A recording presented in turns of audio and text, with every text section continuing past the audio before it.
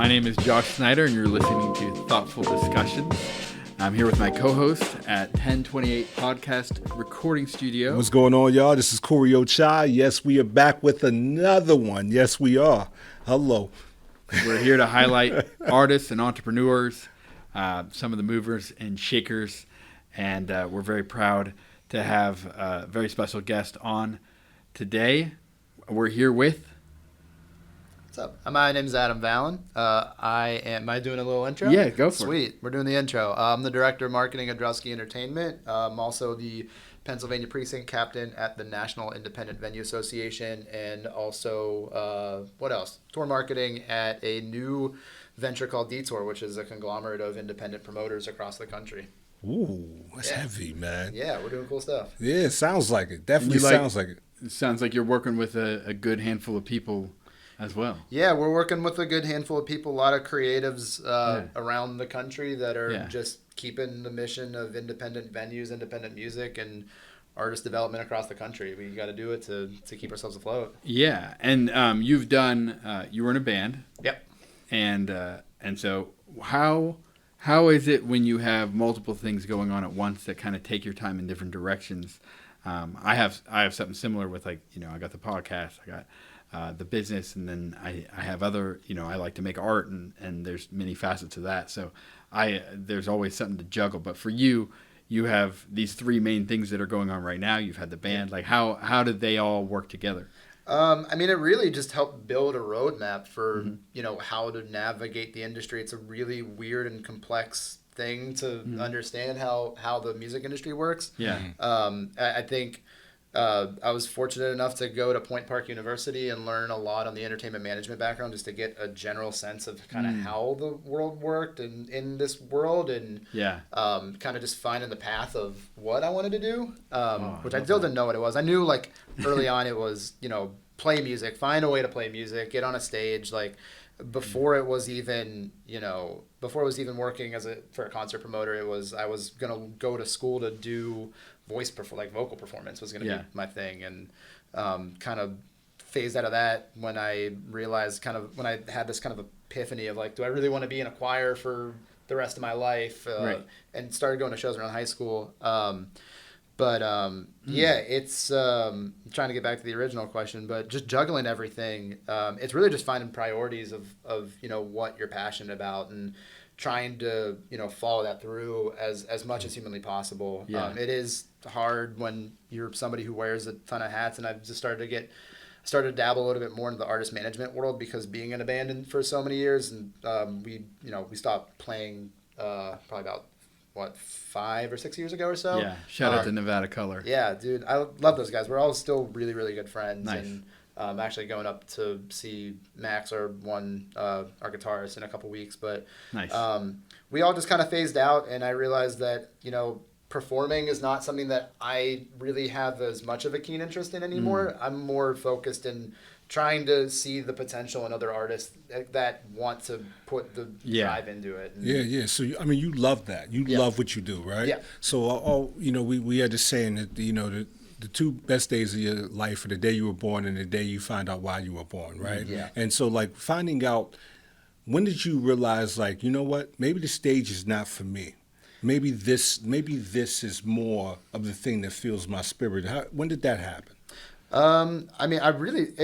I think it really started to happen, honestly, right before COVID, honestly, was I had this real large passion for wanting to play. And as soon as the band kind of fizzled out, which was around that time, I just started really taking a deeper look at what was around me, and really paying attention to, like, the music that I'm actually listening to, rather than just listening at it on a surface level, but really diving in deep on, the creative aspect around what artists do and how they create their music. And really, like, COVID kind of helped give me, like, a realignment of really what was important to me and why I put this focus into the industry in the first place. Because I think once we had that moment of, like, we're starting to lose what we have from a live perspective, and really just like starting to take more of a turn from, like, actually listening to the music and focusing on, like, what it was that made that artist special, and really, just, again, helping artists achieve what it is that they want to do. Man, because that's a big thing, man. Because it's one thing. It's one thing to do that for you, Yeah. right? But it's another thing to do that for another human being that you cannot control Yeah. their mind. You can't control their motivation. You know what I mean? It's really, there's a book I'm reading right now, The Creative Being, I believe it's called, by Rick Rubin. Yeah. Yeah, which is, it's just absolutely amazing. And he's one of those people that inspire me. And it talks about, how he's kind of in the position to, produce, but not even knowing really how to work a soundboard. And what he has to do. I love it. Yeah, I know, I do too, right? Yes. And he talks about how it's not that I need to know how to do this or need to know how to do this. I need to be confident in my ability to I need to be confident in my decision that I know what I like to hear and what actually think sounds best for what this artist is trying to present. Right. You know I think what I mean? something that him and I have in common is that we understand sellability and understand like what it was something that he was saying is like people don't know what they want to hear. They don't want to know. They don't know what they want next, and they're not going to. You just have to put it out, and some stuff will catch, some stuff won't. And there's people that think that their hits are going to be their hits, and then it turns out something they thought was going to be on the B side ends up on number one, and they're like, "Oh, I didn't even think that was the one." And that happens way more often than you think. I But mean, doing it is so much of the key. Right. Like doing the thing, putting the thing out, Yeah. and not just keeping it to yourself. Like that is where so many people don't push to their next level, and I want to emphasize so much that like putting it out and letting people putting it out into the market, whether it's music or art or a business, like let the market decide if it's something that's worthwhile being out there. Yeah, and the biggest thing, like now that I've been getting into, diving into the creative mind of just other people, which is really fascinating to not think of, like being in the band. It was always hard to kind of grapple with that when it's five minds in the room, and now like I'm working with an artist who is just a single dude, super passionate songwriter, but really like watching him unfold a lot of these like thoughts in his head and like putting pen to paper and seeing that brings like an emotion out of him. Like the biggest thing for me has been, if it invokes something out of you if it invokes a specific emotion that moves you, it's going to move somebody else. So like go with that gut instinct to put that out. Yes. What does your day-to-day look like? Because I think, you mentioned you do a lot of things, right? Yeah. So what does your day entail? If you can walk us through, wake up to go to sleep, you know what I mean? Like in between those times, what does your day look like? My mornings are like, that's my time to myself. The biggest thing for me has just been trying to find like little pockets to dedicate to yourself. And I found like my mornings are that I'll wake up, I'll take my dog out for a walk. Got to get him to get his steps in or he's just going to be crazy all day. Okay. But yeah, take the dog out for a walk, do a little bit of relaxation. I've been really into using one of those oh my God, I can't think of what it's called. Fidget spinners? The way you did your, No. the way you just did your hands. I should have a the way you fidget. just did your hands, but I was like, that's a fidget spinner.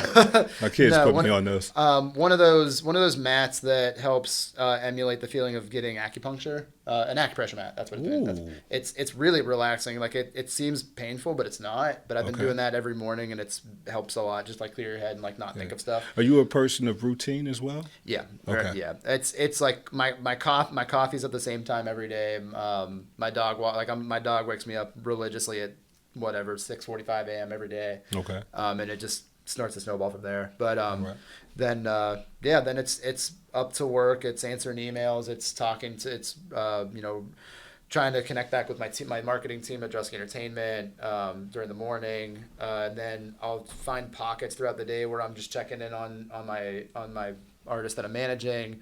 Getting on still, because with the NEVA thing, we're all scattered throughout the country, so we're doing Zooms every day. We're doing Zooms all the time. You said amoeba?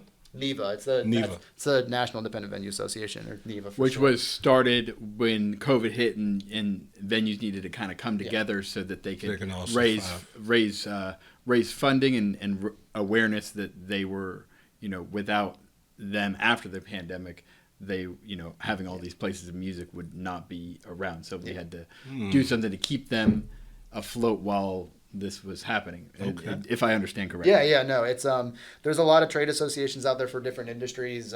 Restaurants have one through the National Restaurant Association. There's the National Brewers Association. There really wasn't ever one for independent venues. We just never we're all so siloed, and we're all in the mindset of we're independent. We're doing everything on our own. We're trying to make sure that we meet our bottom lines every day and really just focus on what we're doing internally, but not really looking externally. And so when COVID hit, we kind of had this whole well, what do we do? Because nobody knew. And you were able to quickly, lobby for government and get,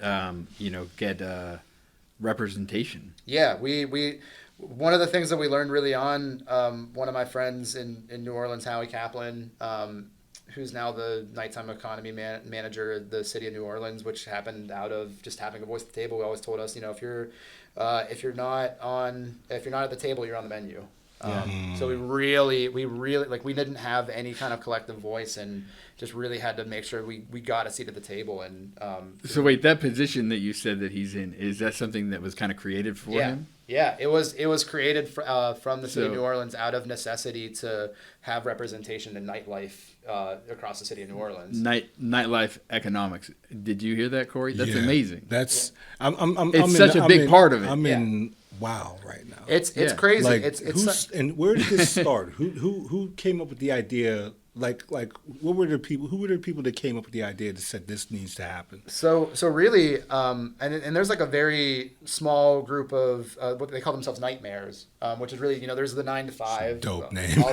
Right. And there's everything that happens 9 to 5 during the day, but then there's also this whole other culture of what happens on the 5 to 9 and after hours, and who's managing that, who's seeing all of this economic activity, all this cultural activity, all of this.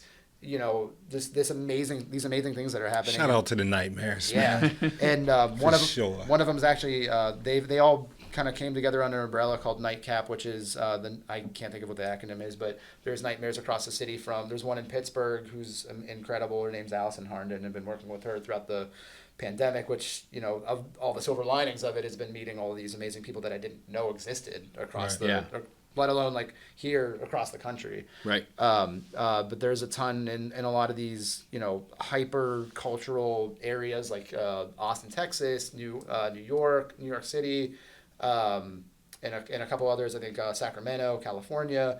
A lot of these with city governments that understand the value of nightlife and what it brings to their city, and taking that a step further and actually developing an office of nighttime economy, which represents again all the nightlife businesses from all the clubs, bars, theaters, anything that really brings foot traffic to what's happening in their cities from 5 to 9. And they help give representation to that end of the community a little bit better than what the standard.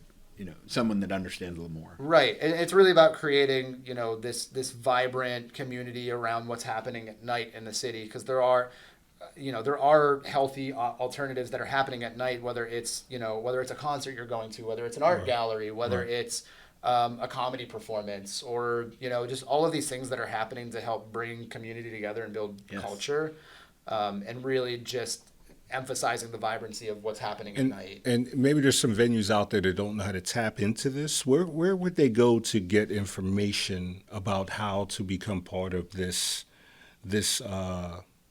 I don't even know what to call you guys. I would call you guys organization. Organization. Yeah. So for the National Independent Venue Association, and it's still new. It's 3 years old, and most trade organizations I think are a decade plus. And we have it's a website called nivasos.org, NIVASSOC.org, and it's really affordable for small independent venues to become a part of it and kind of have their voice at the table.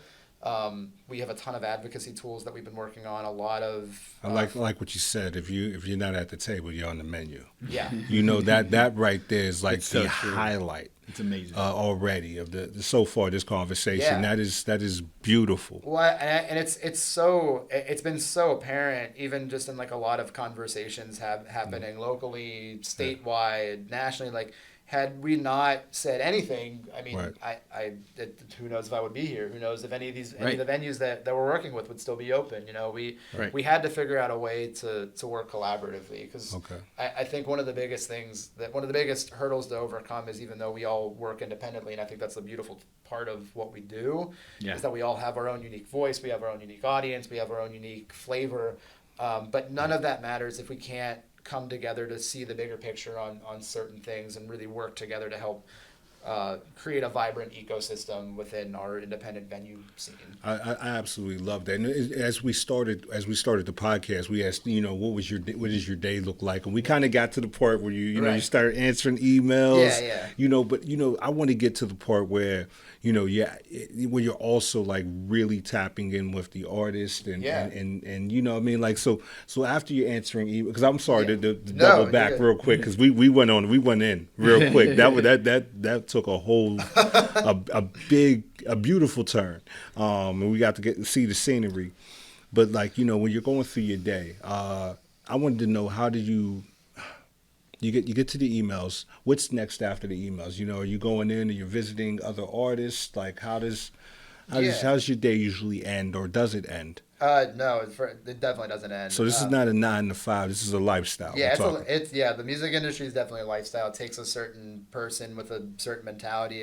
I mean, it never sleeps. There are times where I'm getting calls from agents at 11 o'clock at night trying to get a ticket count from a show, or see how many people came to a show. There's shows that are announced, like we're finding out shows that are announcing the next day, and I'll find that out at midnight. It's such a crazy environment that it does take like a certain type of person. But once ideally, like once the emails are done, that's when I'm going to the show.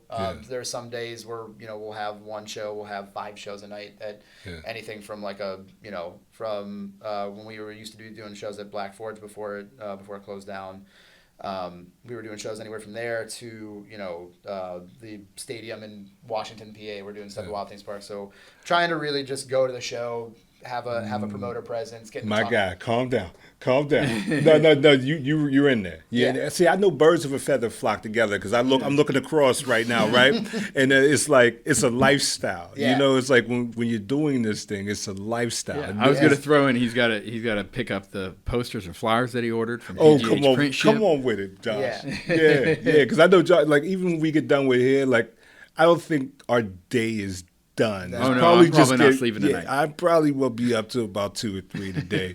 And what about shit night? After we get done with, like right now, we can say the time. It's around like 8 o'clock, right? Right. After you get done tonight with the podcast, what's your next move? My next move is probably checking back in with my artist, and then it's back to answering emails. Honestly, it sounds so. There's a part of it.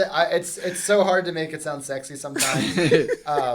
But it really, like, it's really just a rush. Like there's just so much crazy that goes on in the day to day, and we just do so much that. Because when you're talking, like most people, when they say all these things they have to do, a lot of times it feels like there's a negative. Yeah, like just it checking almost boxes. Yeah, checking Yeah. boxes. I can still see the spark in your face. Yeah. Like, oh no, this is what's happening. It's getting done. Like you still have there's a love in your voice about it. Yeah, man. You're like a passion. I started going to shows over at Altar Bar in the Strip District when it was still open. I was skipping high school and like waiting in line at like 1 p.m. Like that was kind of the moment that I knew like I got to figure out a way into this, because like I just love how this makes me feel, and I want like other people to feel this way, because it's just like such a surreal rush of like whether you're having a good day or having a bad day, like it can always just get better when you're at a show, because you can just forget everything when you're there. Being or working for the promoter on the promoter world for so long, I was in such a bubble of like, I'm only listening to like one type of music, and now we book pretty much everything under the sun, even doing like a lot of comedy lately, and just kind of understanding the persona around who the comedian is and how they work, and learning that side of performance. It's just such a cool thing to see that develop. And I think that's kind of been the drive behind it, really has been we get to do all these cool artists, and then what we get to do as the promoter is really just help build them up and try to help develop them as an artist, and it's just so cool seeing that. Side of it. It's so crazy, man. Doing this podcast, bro. Doing this podcast, what I'm finding out is the common denominator, right? Is like you have to, and this is for those that are listening, right? Find something that makes the world intriguing to you. Like when you're done doing what you're doing, you're still looking at the world and you're engaged, trying to gather inspiration. It's feeding the one thing, right? Because of what you do, it doesn't matter where you're at. You can be off, but if you hear some music that tunes that fits, it you know what I mean? You'll pop up and you're going to go check it out, right? It's like, you know, a lot of times we were just talking about this before, where we're trying to find our passion. We're trying to find that thing that we were meant to be in this world for in our minds. You know what I mean? Mm-hmm.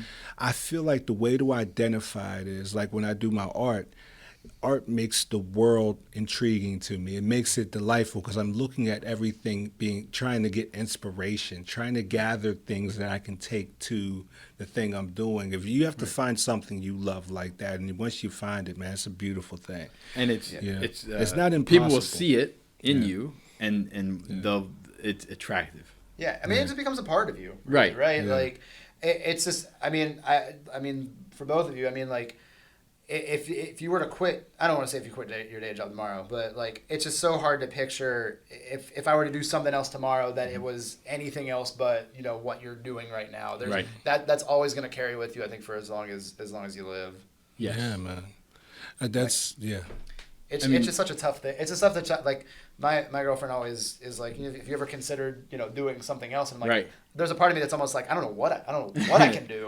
Right. This is all I know. So I had a business for 7 years in California, and then I moved to Pittsburgh, and I spent 3 years, kind of doing other things until I got, I made an opportunity to start working for myself again. I always knew that I wanted to do a business again, but I didn't have my footing yet. Yeah. Moving to a new city from across the country, and I wasn't part of the scene or part of the community in a way where.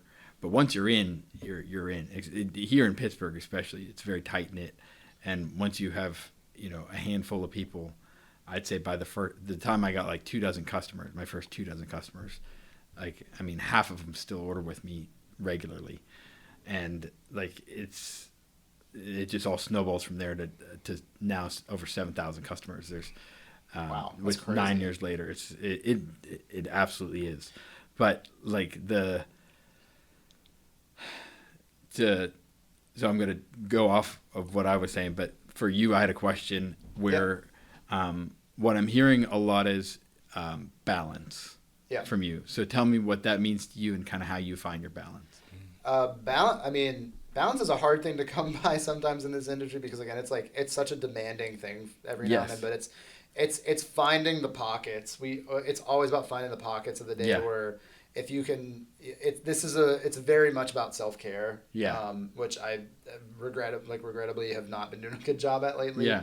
But it is about trying to find the priority for yourself because if you can't find that time to focus on yourself, you're just going to start to deteriorate really quickly. And I've seen like I think COVID was like a really prime example of like just seeing the burnout and fallout of people in the industry that just decided to go on and do something else, which I totally understand because it's can be grueling at times, but it is really about like finding the balance, finding the little pockets of the day where you can focus to yourself. Yeah. And then you still get excited when there are, new challenges when someone emails you at midnight and says this show is going to be announced tomorrow, and you're like, oh cool, I have to do this and this to get the marketing ready for that announcement.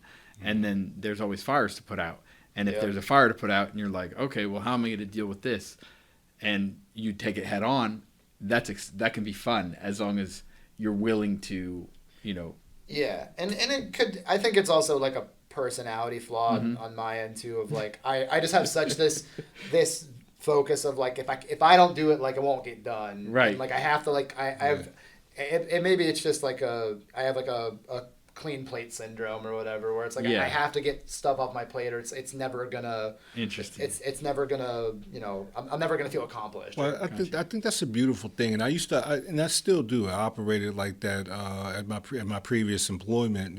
Where it was the same thing. If I don't do it, it's never going to get done. Yeah. But there was two sides to that coin. Yeah. It was hard for me to delegate. Yeah. Responsibilities because of that. Like, how do you work with a team? Do you feel like, or do you always I know you have a team. Yeah. How do you guys operate? So I've been really thankful and blessed to have a team of people that are really passionate about the industry, that want to learn. And I think that like finding those people that really want to find an in and also just want to have the capability to learn. We really pride ourselves on kind of being like a jack of all trades, like learning everything, so that like if on a given moment, like I have to step out for a day for a personal matter or whatever, like somebody else can step in and fill those shoes. That's so beautiful. like whenever we like onboard somebody onto our team, like I really try to be as hands-on as I can with like having learned every bit of it, whether it's understanding how the ticketing works, understanding how the marketing and ad plans works, and understanding how day of show production works. Like everybody kind of does a little bit of everything, which is really nice, so that we have that flexibility. Were you working at Drusky's? You were there from the start, right? Yeah. So you were there when there was really no team. So I what was there always a team, or did you guys have to? So it's been a relatively small team for as much as we do. We partner with a lot of venues, which is kind of why it works really well too. And I think that's why we have this kind of like team playing mentality of like we work with so many people, and I think it's really important to have a good chemistry with people, and also, it's really easy to see when like somebody gets stressed and like how that situation can deteriorate if one person's in a bad mood and like you don't have a sense of empathy, and just everybody's kind of going back and forth because it is like such a hectic thing. Yeah. That having like a team playing mentality is so important into that. Because the reason I'm asking is just that's something I struggle with, and it feels like you work with a lot of artists, so you're always working with someone. So it's I think you have a lot of gems to kind of maybe that you don't even know that you have. It's just kind of the way you operate. But just I think people hearing the way that you guys operate would really might be some value that a lot of people can get out of that. So So I'm hearing like emotional intelligence. Yeah. And a lot of people think just like IQ, like in intellectual intelligence, is like the meter for how smart someone is. But I think that there's not enough emphasis on that emotional intelligence, being able to read the room and read not just the front of the room but the whole thing, and meet people where they're at. That's very important. I think that's one way that you guys have been successful. Yeah. And I'll let you go ahead. It's just there's a big piece of this where it's like it's really about understanding empathy, because like you never know what kind of day, and it trickles down to the day of show level, where like an artist is having a bad day.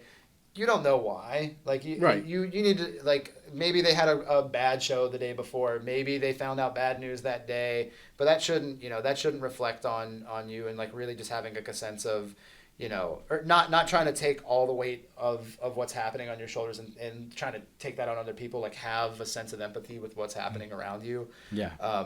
Because really, like, if you start to take things like almost like a little too emotionally, then it starts to impact every bit of what you do. And I think dominoes will all fall down. And I think we're very cognizant of that, or at least like we try to stay as cognizant as we can be, because again, like we work with so many, whether it's artists, whether it's agents, whether it's managers, a lot of people that like work on a lot of high volume, high emotion. Like we have to keep ourselves grounded so that we can stay, sane for the most part. Correct. Did you go to school for this? Did you take it? Well, yeah, Point Park. Oh, you went to Point Park? Yeah. Okay, what did you major in? It was entertainment management. Entertainment management? Yeah, one of the few, like Belmont University in Nashville, or I think it's Nashville, outside of Nashville. and Drexel University. There's a handful of like entertainment management programs throughout the country. And yeah, I did that and really thankful that I did it. Okay. What was one of the main things that you took, from your time going to school there? Like, what was one of the most important things I can say that you took from that?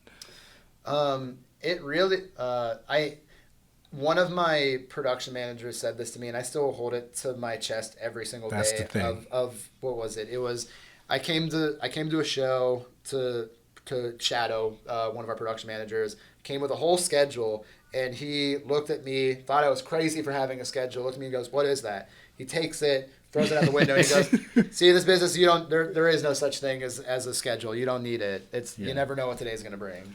And I've kind of taken that and ran with it. Have you done that to somebody? No, I don't know. You should. I should. I want you to write a schedule. Bring it in tomorrow. Yeah, I'm gonna. So you throw it away. That's my next team meeting. You I'm just should gonna do that. Like, I want you to write a schedule. Bring it in tomorrow and show it to me. Tell me what you think that it's going to go like. Once they do, the first day that they start, that's what you want. The second day, you need to have them bring in the schedule. I want you to bring in the schedule. Okay, cool. Done. That's Done. Come on, man. You got to do that. No, do that for us. I will. Yeah. It's been one of the biggest life lessons because like you never know what's going to be thrown your way, and you have to be ready to roll with the punches because it's just such a crazy world, and like I said, like it takes a certain type of person to want to do this. You have to be ready to answer an email at 1 in the morning. One of the craziest.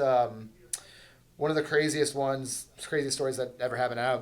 I'm so thankful that I was up for it. But we did Dave Chappelle years and years and years ago, and he always does this thing where he will do a lot of pop-up shows. He won't let anybody know really when it's like any of the local venues, any of the local promoters know when it's happening. Yeah. The show, we got a notification at 2 a.m. on Monday that Chappelle was doing 3 days in a row, 2 shows a night. The show was announcing that morning at 10 a.m. and the shows were Wednesday that week.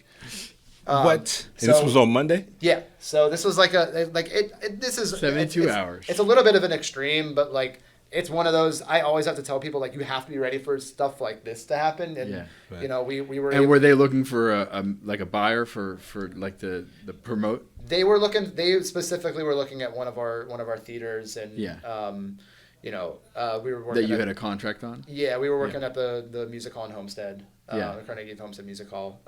Right. Yeah, we put it up the next day. Sold every show out in a couple hours. And but it was just one of those like you never knew. Like none of us saw that coming at 2 a.m. Like I just saw the email on my computer that was like Dave Chappelle confirmed. And I was like, okay, this beautiful. Let's get it. Beautiful. Yeah, let's get it. Yeah, it was. So I have a question for you. With working with so many different venues, management, all these different things with small business and entrepreneurs and artists, I think it's very important to have, whether it's a contract or even just like an outline, whether it's binding, just so that people can understand what's expected of them and what they're able to expect from the other person, and then being able to revisit that on a regular basis and get an understanding of how well it's working for you and them, and being able to kind of mold and shape it so that the relationship continues to work better for both of you. And having so many venues that you work with for such a long time, I have to imagine that you've been able to do this in a way that is, works for everyone. Yeah, to an extent at least. Not everything works. You have to. You got to take an L every once in a while. But for what you've been doing for how long, I would imagine that you're in that. Yeah.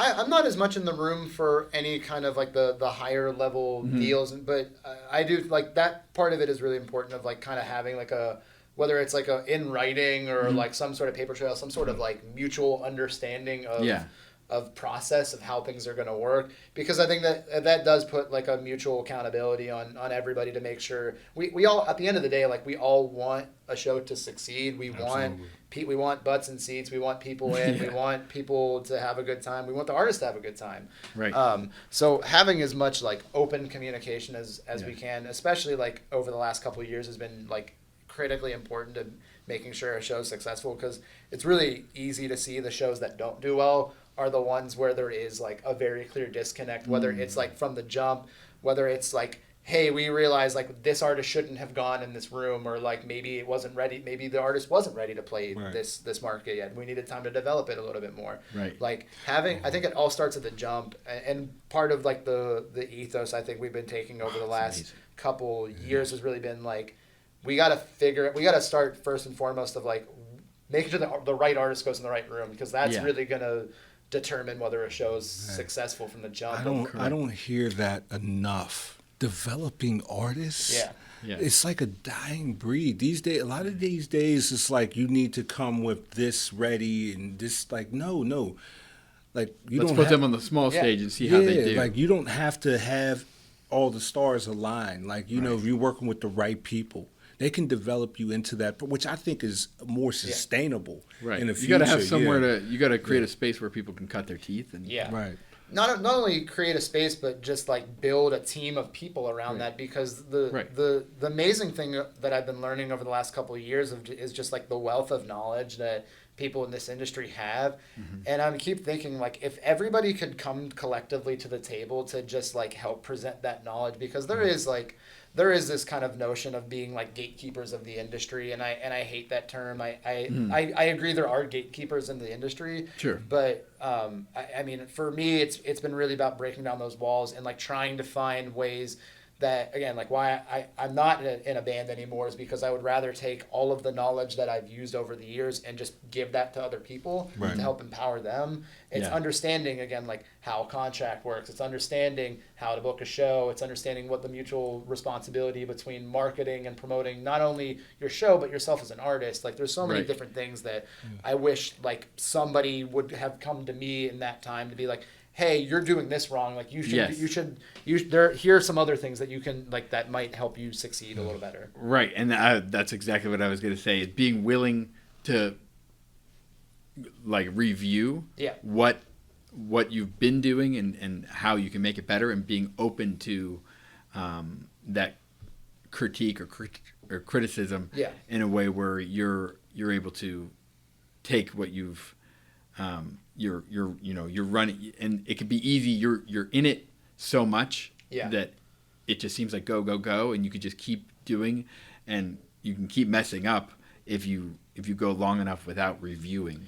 And so to have that state of refreshing and taking a step back, you said the best way to find your jumping off point is to take a vacation. It's take a vacation. Because you need to.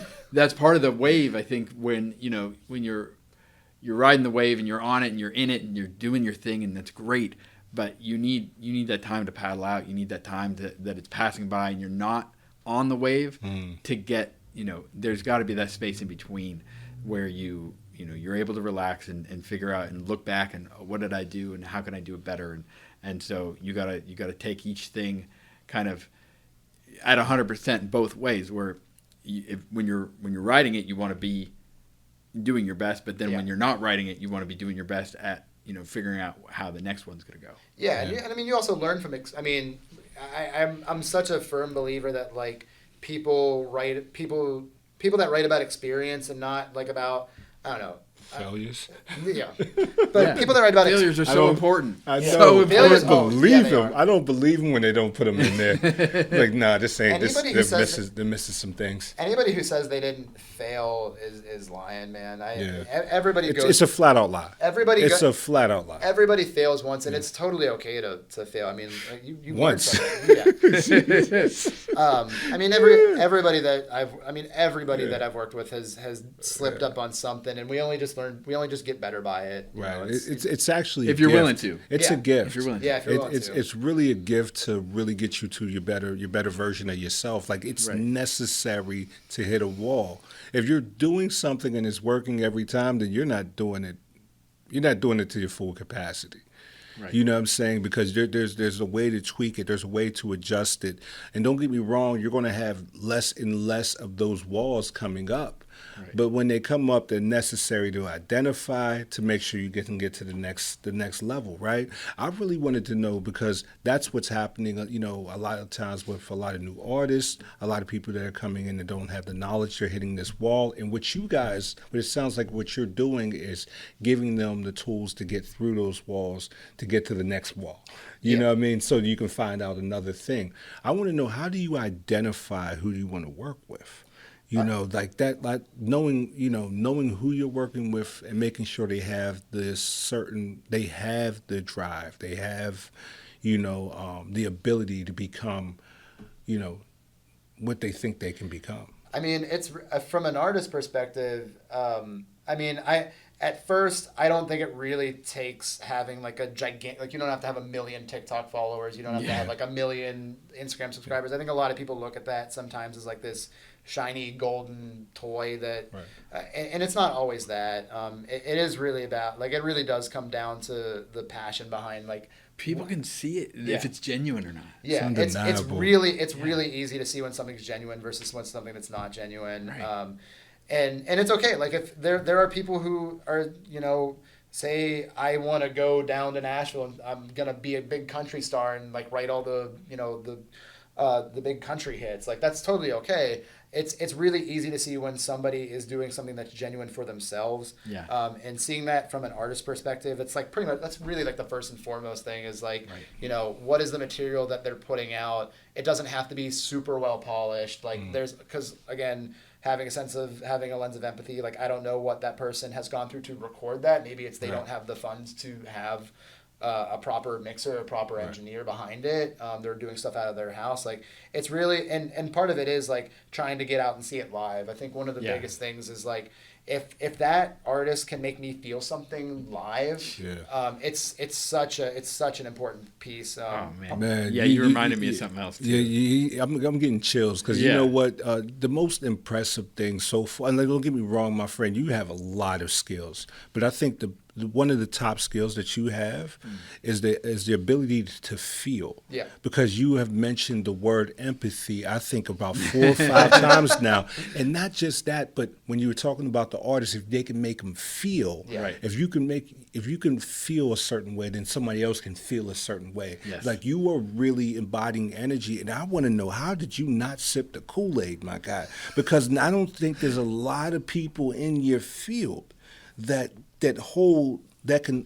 still have that. You tend to be like, you know what, let's just get to how do you stay open to that energy? How do you stay so I don't know, man. Keep it to the art. Like, everything you're talking about, Was it part of your upbringing? Was it part of your once. upbringing to like have a cool attitude that you kind of like bring or able to I mean, like Bro, empathize? because I'm like, where do I sign up? You know, I might start a band. I siloed myself a lot in the music world. I mean, like my dad raised me on like all the the 70s big bands, America, Chicago. My stepdad raised me on like classic rock and roll, on Zeppelin and Aerosmith and all that. And really, it wasn't until high school that I started to like explore all of this other type of music that was around me. Like, I went to Alderdice right before Wiz graduated. I was a year below Mac, and like hip hop was like taking off like crazy. Right.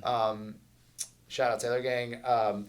It was taking off like crazy, and really like that, being in that world, even though like I wasn't an avid listener in high school, but just being surrounded by like all these different things, really just like kind of started to shift its way into my DNA. And it wasn't until like I started going to shows, until like I started experiencing like all of these like live things that were happening and like just the way that made me feel. Right.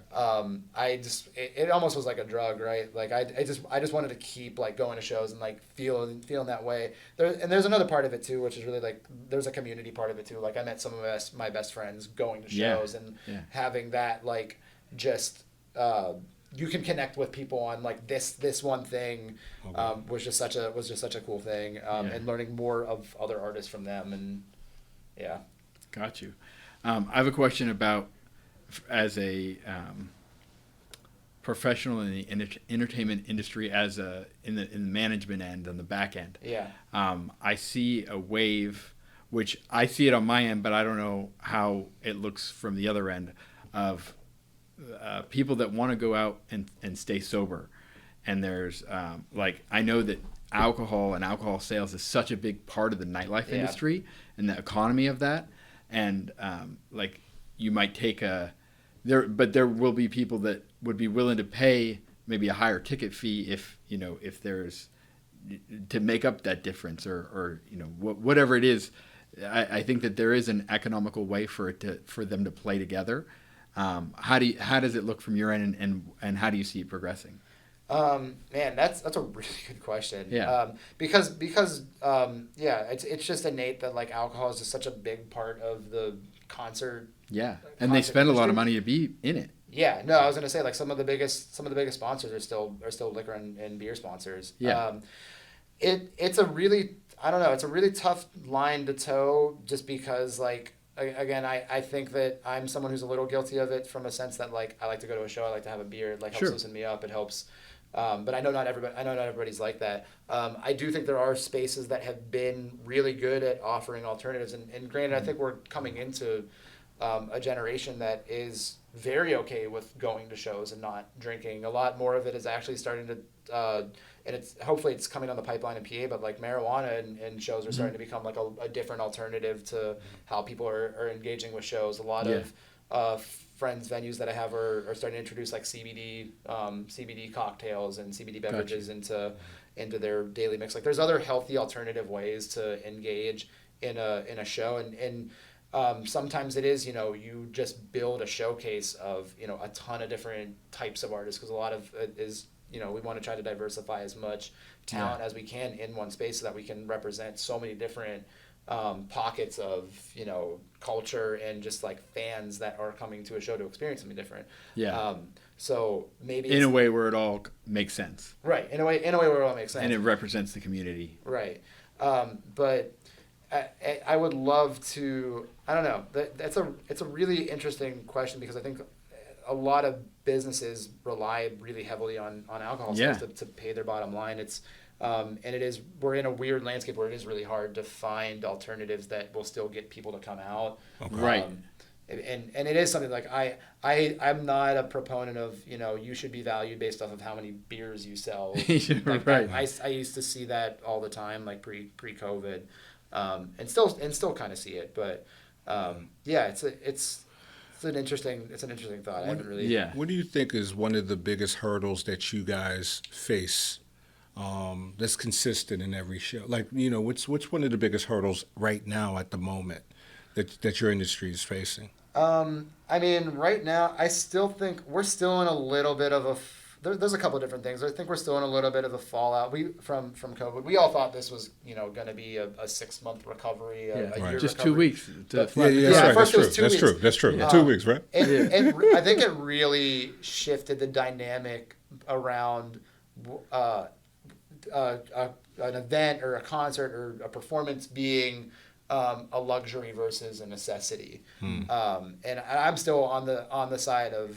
It's a necessity. Like it's an emotional necessity. It's a physical necessity.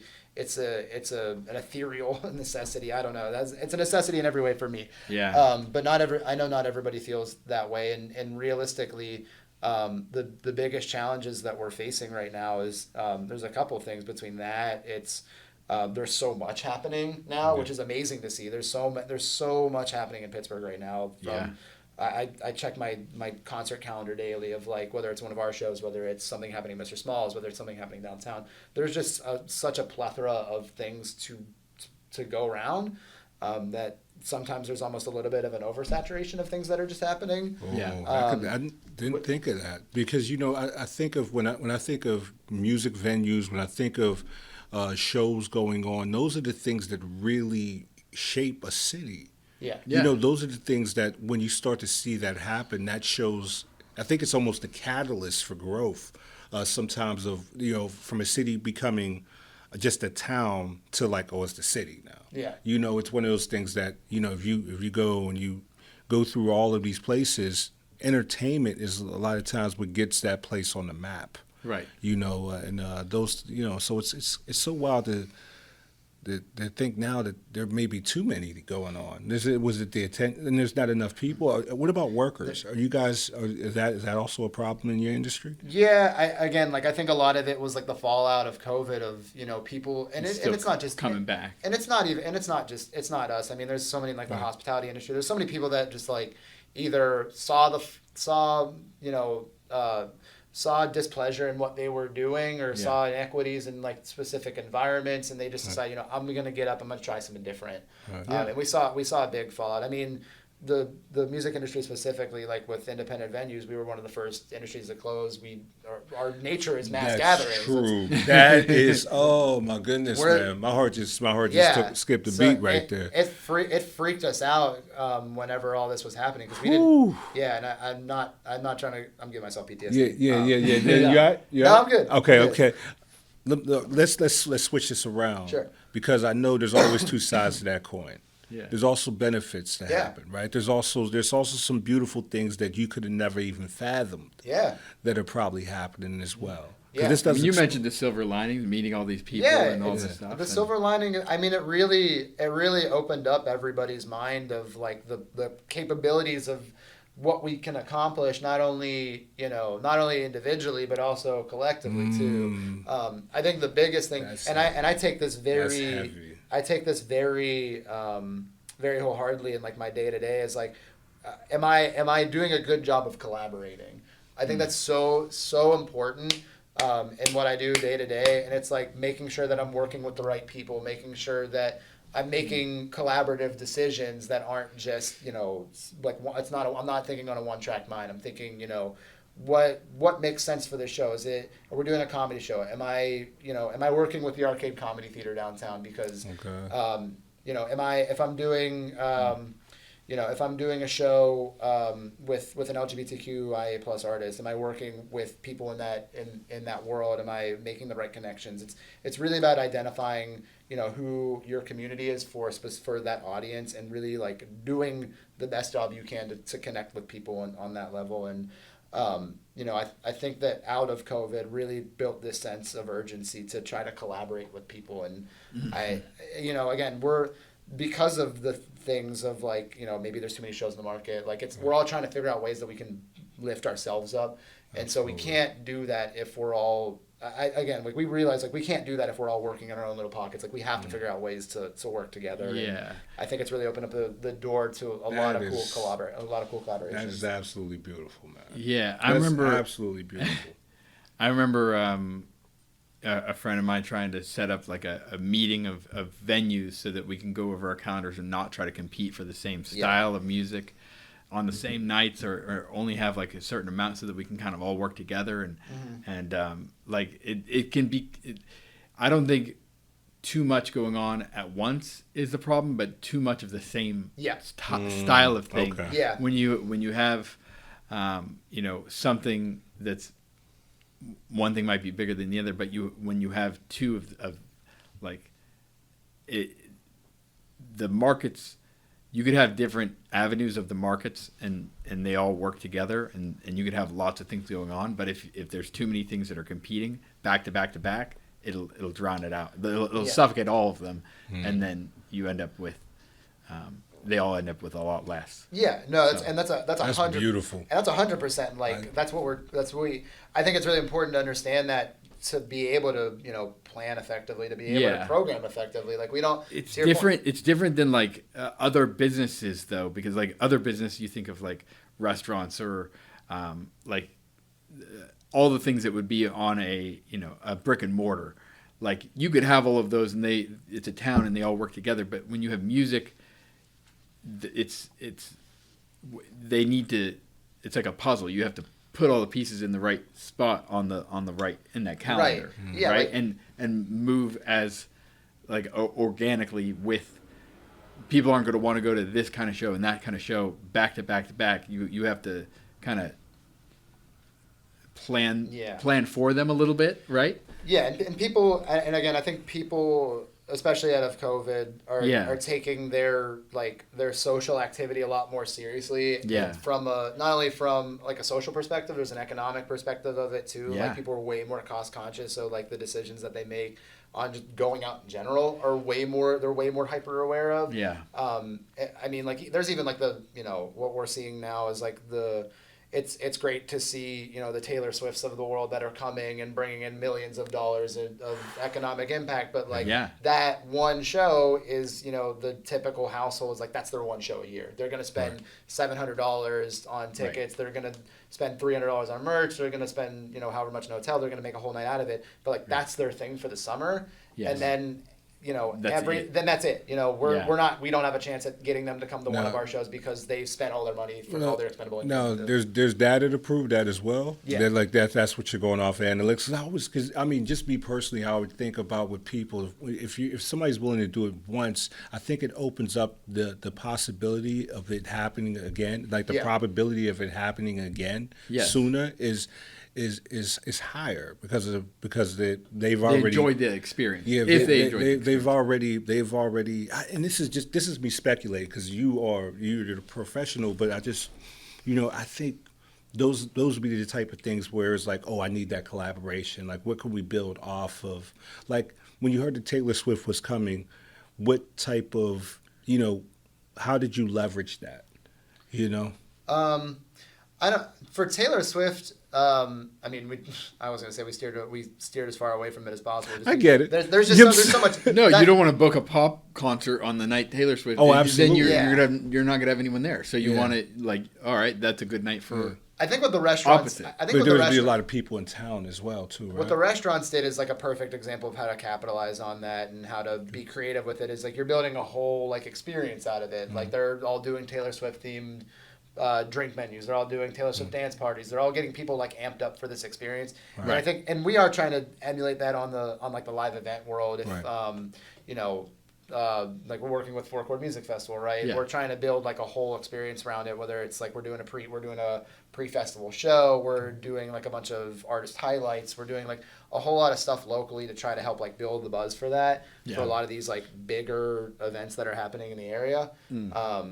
But yeah, I mean, we try to to figure out ways to, if there is an event, even, the nice thing with Drusky Entertainment is that we do so many events at different venues that we can kind of piggyback off of one another. So if we have like a big event that's happening somewhere else, we can use we can use another venue for like a preamp party. Yeah, and that's what I was getting to, because I know even when in the art world, what we would do is we would cross-pollinate the audiences, right? So like we would have a big event going on at Dancing Gnome. I know there's going to be a lot of people in town.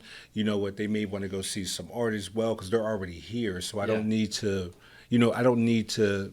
give them a reason to come out. I just need to give them a reason to come down the street. Right. You know what I mean? So you put a few pieces of art up on their wall, right? And then you invite them over. Then I have there's a landing page over here. You know what I mean? So it's just like, okay, that's where the pool is. Yeah. This is where I want them to swim though, is over here in this pond. You know what I mean? So it's kind of like collecting, but I think of it like you guys obviously, like you were just saying, you kind of obviously kind of operate like that as well. Yeah. You'll have a show going on over here, and we figure out a way to leverage, some of that audience to expose them to what's happening over here as well. Yeah. So like how has that, I feel like that would be probably something like a good model to get everything kind of going after COVID. Yeah. Was there a certain industry that you guys, other than just music, that you guys kind of work with or you piggyback off of, or you guys work well together? Is there another industry where you guys can picked up on the comedy more? Yeah. Well, I mean, we really, we tried to diversify like what we were doing from a performance perspective, but like cross industry, I don't know.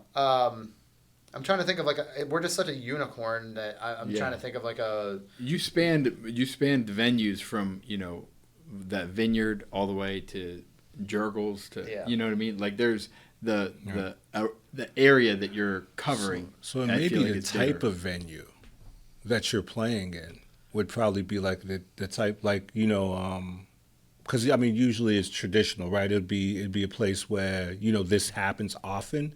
Yeah. Have you been catching yourself off of location where you're usually at? Yeah, I think. I mean, again, like I hate having to keep bringing it up, but I mean that COVID really helped. Like, it helped us think a little bit outside the box of like where we can do things, and I mean we had to go outdoor as much as we possibly could because that. That at the time was the safest thing to do was having an outdoor show and being able to control that a little bit more. We were doing drive-in shows. That's dope. And Chappelle was doing that as well too. You were speaking to him earlier. That's pretty cool. It was weird, man. I remember doing everything was weird at that time, my friend. Car windshield. It's so weird to have bands that were up on stage being like, all right, everybody, like we played a song, we'll honk your horns. It was so freaking weird, man. I never want to go back. Elon did that too with the Million Mile Battery. I know he had he had like one of those meetings, one of those quarterly meetings, and they had to meet outside. Everybody was in a Tesla and they had to honk the horn instead of like clap. It's hilarious. So I knew a guy that actually went to that as well, which was real interesting. He said it was great. They televised it, or not televised it, was on recorded the internet. It. Yeah, recorded it. It was on the internet. It was live. Shout out to Tesla. Just never thought I was going to say that today, but I did. Just had to get that out there. Well, you know what, man? This has been beautiful. What do you guys got next coming up? What's in the future? Is there, what are you guys looking forward to? Maybe a new event that's happening, or you got a big show coming? Everything's a big show. Yeah, everything's a big show. I already know that, but you got to treat it like a big show, man. Yeah. We're working. I'm really stoked. We've been working with Rishi Ball over at Four Chord Music, who's been doing Four Chord Music Festival for the last 9 years. Well, over 9 years. This is his 9th iteration this year. It's we've been fortunate enough to partner with him and work with you on it. Yeah. Shout out to PGH. Yeah. Yes, sir. PGH Print Ship. Hello.com. But we've been working with him for the last couple of years now to try to help expand the festival. It's been going into a 2-day festival now with national and local talent, and I'm so stoked for it. It's going to be a 2-day event on August 12th and August 13th at Wild Things Park in Washington, PA. I loved going like Warped Tour back in like the early 2000s. That was like my thing. I heard so many stories about the Warp. Man. Oh yeah, for sure. I was big on that too. Yeah, I didn't get a chance to partake, but I've heard so many great stories of legendary stories. The biggest thing is don't eat the catering. That's all I gotta say. God. That's the biggest. Don't eat the catering. That's all you gotta do, and maybe we'll make it out. Possibility. Yeah, but it's a lot of those type bands I've been growing up listening to for a long time now, and so I'm stoked to get to work with a lot of them. So yeah, there's a lot of good people involved in it. Have you been starstruck? You got. I know there's been a time where you've seen somebody and it looked like they were floating instead of walking when they went past you. Yeah, I was just telling somebody this the other day. I was a huge Paramore fan back in the day, and when Newfound Glory, the pop punk band, was playing Altar Bar for one of their like 10-year anniversary shows or something like that, the singer of Paramore, Hayley Williams, was dating the guitarist of Newfound Glory at the time, and it was like one of the first shows that I ever worked, like ever. Yeah. And the band gets out of the tour bus. They're parked out in front of the venue, and then all of a sudden, I see this woman that comes out in like a big hoodie, and I can tell I'm like, that's Hayley Williams. Like this is like my idol at the time. Like this is the craziest thing, and like all I knew how to say was, "Yeah, you're Hayley Williams," and that was it. And then I pretty much you still have nightmares about it. Yeah, still. Nothing prepares you for talking to an artist because I honestly I distance myself a little bit more because I just like to make sure they have a good time, and I just never know what to say. I'm just really bad at like striking up that kind of conversation and just like connecting with them on that. And your mind is occupied on a million things at once too as well. So honestly, one of the biggest surprises was I love leaving. A lot of the comedians are like they're really really down. They're really down Yeah. to earth. They don't tour with like a giant entourage. It's usually just they're flying in from wherever they're coming from and coming into the show, flying out. They have maybe a local comedian or a touring comedian with them, and maybe like a tour manager or something like that. But they're always like down to earth and personal. I got to hang out with Seth Meyers a couple years ago, and his dad's from Pittsburgh. We had him for 2 sold out shows and got to give him his own Pirates jersey, and we talked for like 15-20 minutes, like one of the most down to earth people I've ever met. But we've also we've seen the opposite, right? We've seen people that come in with big egos, that come in with million-mile long hospitality riders that want all the green M&Ms and all the crazy crap that's on their. Is that a real thing? Not anymore, thankfully. But that was a real thing. You know the story about that? No. So it was Van Halen. Back in the day, used to put green M&Ms. Oh, it was on their hospitality rider. Was green M&Ms only. Was like the one thing that stood out. I'm sorry. That's someone so had to wrong. sit through and pick them out. That's so wrong. Well, man. no, it was. At the time it was smart because they wanted to make sure that you were taking notes. You were actually reading through everything. And the first thing the the production manager looked at when they came in were the green M&Ms there in the dressing room. Yeah, And they knew if it was there, they knew that they didn't have anything to worry about. If it wasn't there, then they knew they had a problem that day. That we don't see that much anymore, thankfully. That is genius. Yeah, it's so put a problem in there. Yeah. They like to stir the pot, man. But no, we don't see that much anymore. Like, there's no crazy riders or anything like that. Right. Not that I've seen. But. Cross it out instead of that. Yeah, right. So I think, man, this has been an amazing sit down, man. Yeah, this has been amazing, my friend. This is like I'm looking forward. Like now, like I know who you guys are. Like I know if I see the name, I know that's somebody that's some. It's a dope situation.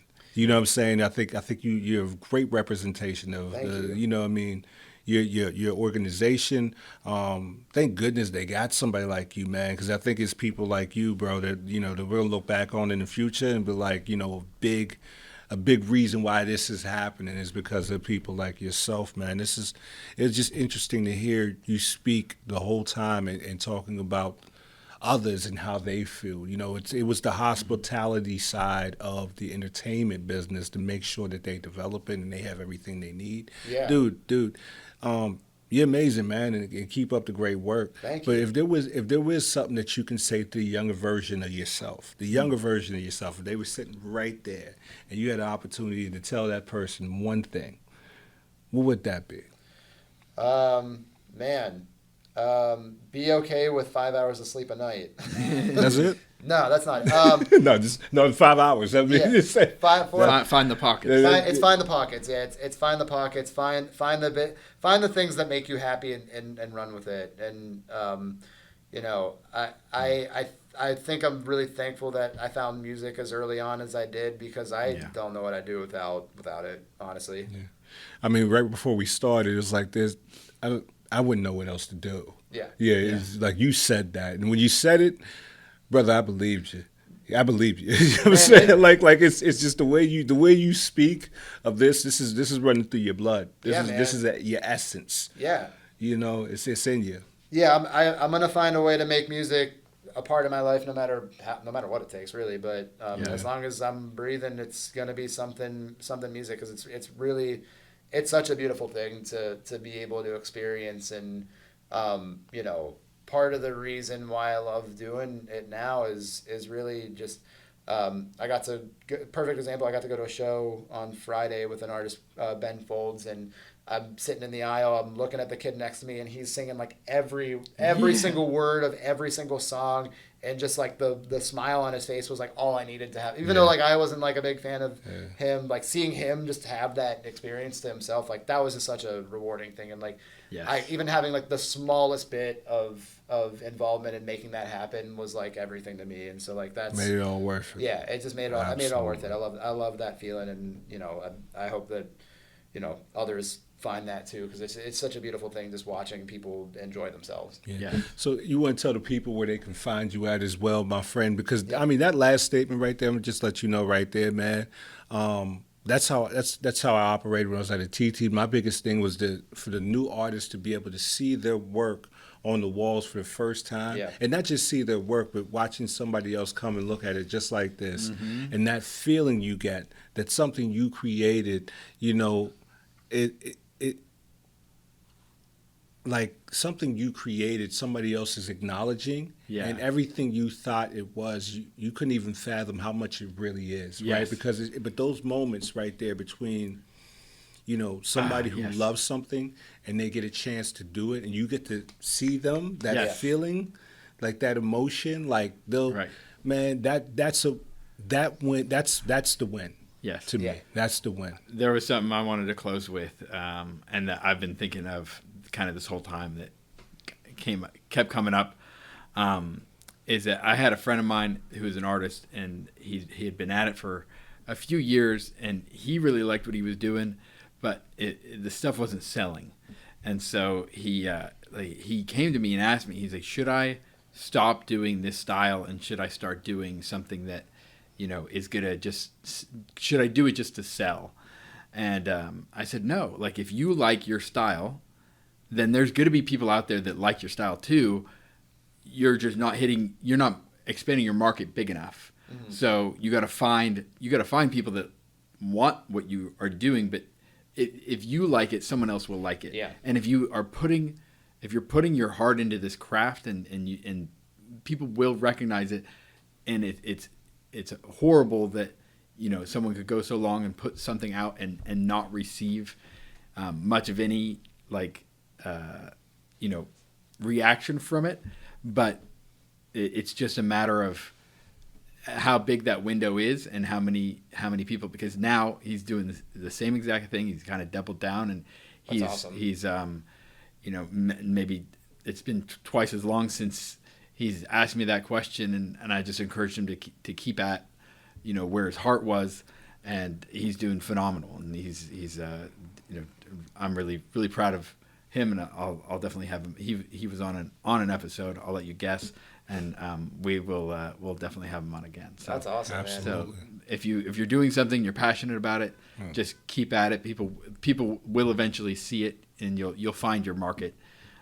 It might not always just be a few hundred friends you have on Facebook. Yeah. So you got to go past that. You just gotta define what success means to you, really. Right. That's really what it is. It's it's what you internally feel like success is. If you feel like it's I'm able to get 10 people out to my show that have never seen it before, it's amazing. If it's I want to sign to a record label, that's it. Like you gotta set a level of expectation for yourself, and just seeing people achieve that is such a cool thing. And you know what? To add on to that, Yeah. someone else's version of success is not going to match your version. Yeah. Correct. And if you're striving for someone else's version of success, you're going to disappoint yourself. You have to set your own. Yeah. You have to set your own limit because I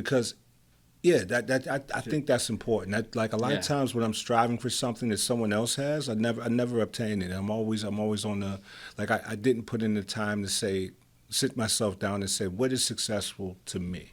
Yeah. What is that? I turn the question on to myself instead of looking outward and seeing what someone else's success looks like, because there's no happiness in that.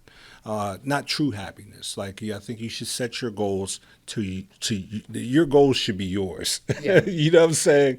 They should be yours. So set those. It's an important part of the process. But let's tell them where they can find you guys at as well too. Yeah. I'm gonna go down the whole list, but for Drusky Entertainment, it's www.druskyent.com. We got a ton of shows coming up this summer. And that's DRUSKY. DRUSKY. For all the things with the National Independent Venue Association, it's just www.nivassoc.org.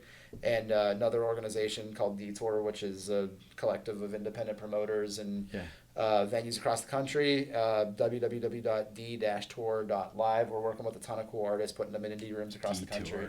Yeah. It's sick. We're doing some really cool stuff, and I'm really stoked about it. Yeah. That's awesome. That's all the things. Awesome. Thank You so much for being on, and thank you everyone for listening.